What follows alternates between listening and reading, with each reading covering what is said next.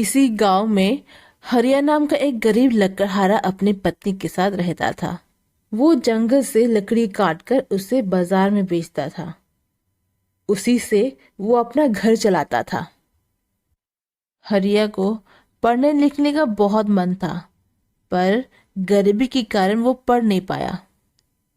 हरिया भैया, आपकी छोटी बहन के ससुराल से चिट्ठी आई है। चिट्ठी? आप ही जरा पढ़ दीजिए मास्टर जी। मुझे तो पढ़ना कहाँ आता है। पोस्टमैन चिट्ठी पढ़ता है और हरिया को मामा बनने की खुशखबरी भी देता है। मामा? मैं मामा बन गया? कितनी खुशी की खबर है। चिट्ठी चिट्ठी में लिखा है। काश मैं भी तुम्हारी तरह पढ़ पाता। अनपढ़ होना बहुत दुख की बात है। तो अभी क्यों नहीं सीख लेते भैया? कहा मास्टर जी, लकड़ियां बेच के गुजारा हो रहा है। पढ़ने का समय कहाँ मिलेगा। पढ़ना लिखना तो हमारे गरीबों के नसीब में है ही नहीं।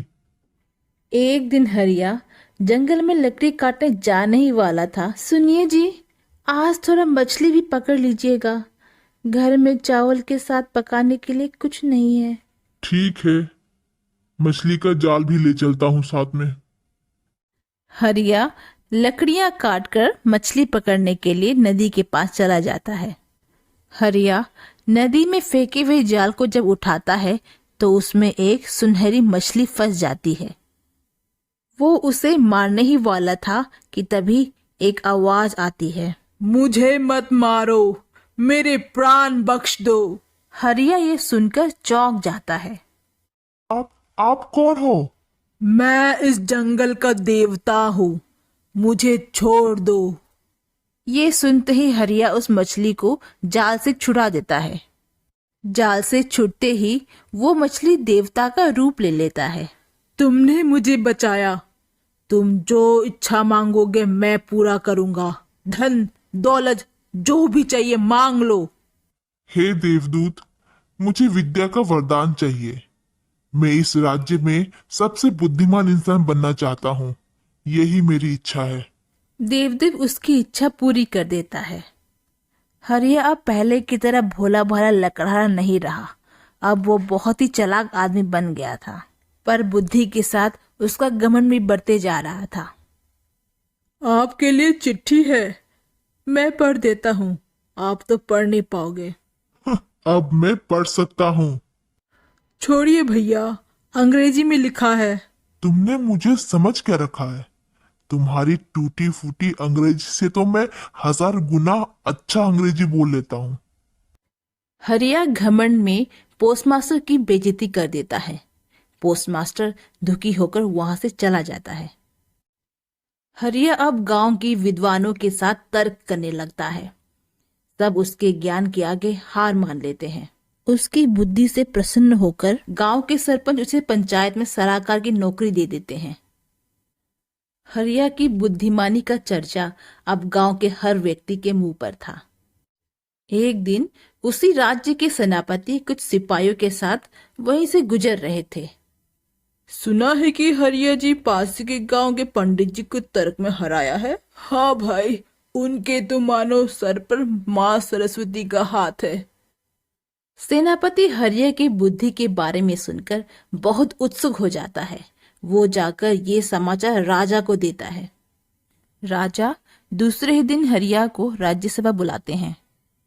बताओ, विद्या और बुद्धि ज्यादा श्रेष्ठ है या फिर धन और दौलत?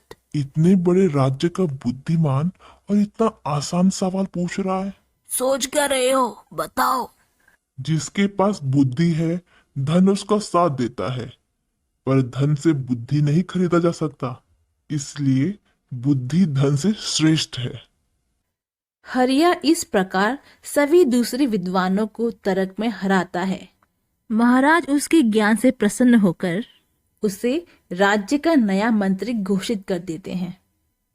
दिन गुजरते जाते हैं और हरिया समय के साथ घमंडी बनता जाता है। एक दिन गांव के कुछ व्यापारी हरिया के पास आते हैं और नदी के पास बाजार खोलने के लिए इजाजत मांगते हैं।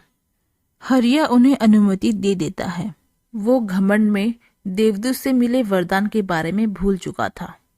जल्द ही नदी के पास बाजार में लोगों की भीड़ होना शुरू हो जाता है और जहां इंसान वहीं पर गंदगी। देवदूत का नदी भी अब कचरे से भर जाता है। देवदूत अपने नदी की इस स्थिति को देख दुखी हो जाता है। मेरी इस पवित्र नदी का क्या हाल बना दिया है इन इंसानों ने। ऐसे ही रहा तो वहां कोई जीव जंतु नहीं बच पाएगा। मैं हरिया के पास जाता हूँ, वो तो राज्य का मंत्री है, वो मेरी बात जरूर सुनेगा।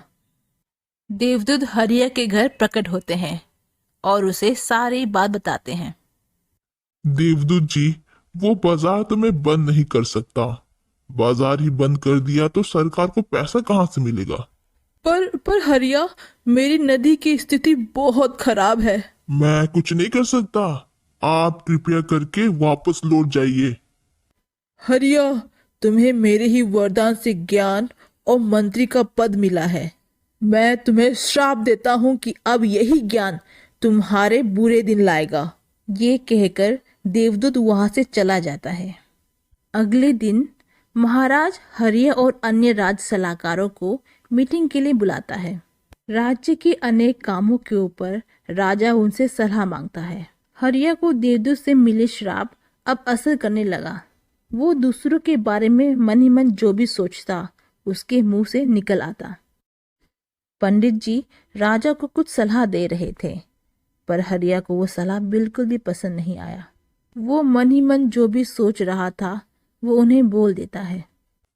पंडित जी, तुम तो मूर्ख हो, और महाराज आप भी इतने बड़े बेवकूफ हो कि मैं क्या ही बताऊं।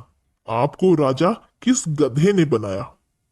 राजा ये सुनते ही गुस्से से लाल हो जाते हैं। वो हरिया को आजीवन कारावास की सजा देते हैं। घमंड के कारण ही मेरा ये हाल हुआ है। जिस देवदूत ने मेरी मदद की, मैं उसे ही भूल गया था। किसी ने सच ही कहा है कि घमंड किसी को भी ले डूबता है। दोस्तों, अगर आपको ये कहानी पसंद आई तो इस चैनल को लाइक, शेयर और सब्सक्राइब जरूर करें। तब तक टेक केयर।